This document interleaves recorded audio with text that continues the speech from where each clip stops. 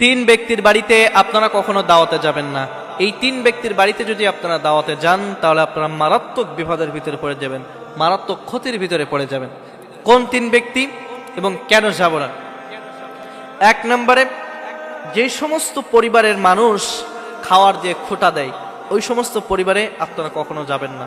দাওয়াত দিলেও আপনারা তাদের বাড়িতে খাবেন না। অনেক মানুষ আছে দেখবেন যে খাওয়ার দেয় ঠিকই, খাওয়ার দিয়ে খোঁটা দেয়, তোকে আমরা এই খাওয়াইয়েছি, তোকে এই খাইয়েছি, তোকে আমরা এই দিয়েছি ওই দিয়েছি, আমি না থাকলে তুই ওই দিন মারাই যেতিস, বা আমি না থাকলে তুই ওই দিন ওই বিপদ থেকে উদ্ধার করতে পারতেছিস না, আমি খাওয়াইছি বিদায় তুই খেতে পারিস। এরকম অনেক মানুষ রয়েছে, মানুষদেরকে হর হামেশায় দাওয়াত দিয়ে খাওয়ায় এবং খোঁটা দেয়।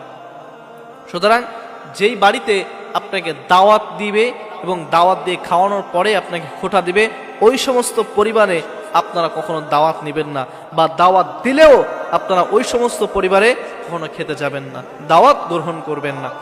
দুই নম্বরে, যে সমস্ত পরিবারের ইনকাম হারাম, যে সমস্ত পরিবারের ইনকাম হারাম ওই সমস্ত পরিবারে আপনারা দাওয়াত দিলেও সে দাওয়াত কখনো গ্রহণ করবেন না।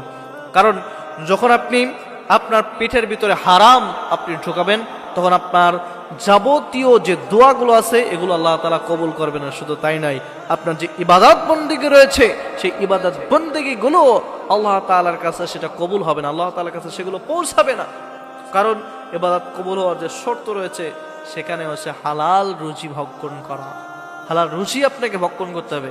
যখন আপনি একজন হারাম ইনকামওয়ালা বাড়িতে চলে যাবেন, সেখানে যে আপনি খাওয়ার গ্রহণ করবেন, এই গ্রহণ যখন আপনার পেটে যতক্ষণ থাকবে ততক্ষণ পর্যন্ত আপনার এই ইবাদত আল্লাহর দরবারে কবুল হবে না। এজন্য যেই বাড়ির ইনকাম টোটালি হারাম, অন্যায় পথে অবৈধ পথে তার বাড়িতে ইনকাম আসতেছে, এটা জানার পরে আপনি কখনো ওই বাড়িতে দাওয়াত দিলেও সেই দাওয়াত গ্রহণ করবেন না, কখনো যাবেন না।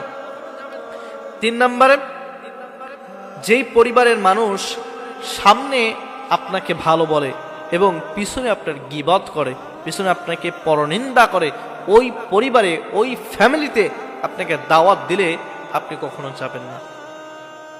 অনেক মানুষ রয়েছে দেখবেন যে সামনে খুব ভালো বলে, হ্যাঁ এর মতো মানুষ হয় না, এটা এই ওইটা ওই, এর মতো এই সমাজের ভিতরে কোনো মানুষ নেই, পিছনে যাওয়ার পরে বলে এর মতো খারাপ মানুষ নেই, এইটা করে ওইটা করে, বিভিন্ন ধরনের গীবত আপনার সব সময়ের জন্য করতে থাকে।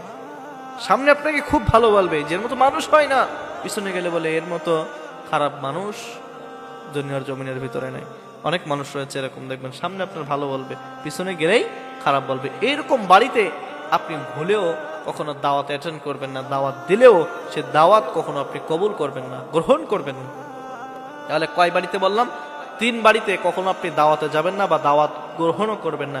এক নম্বরে, যারা দাওয়াত দিয়ে খাওয়ায় এরপরে খোঁটা দেয়, এরপরে খোসা দিয়ে কথা বলে খাওয়ানোর পরে, ওই বাড়িতে কখনো দাওয়াত কবুল করবেন না। দুই নম্বরে, ওই বাড়িতে যেই বাড়ির ইনকাম হারাম, টোটালি ইনকাম হারাম, যারা অবৈধ পথে টাকা ইনকাম করে ওই বাড়িতে আপনারা দাওয়াত কবুল করবেন না, দাওয়াত খাইতেও যাইবেন না।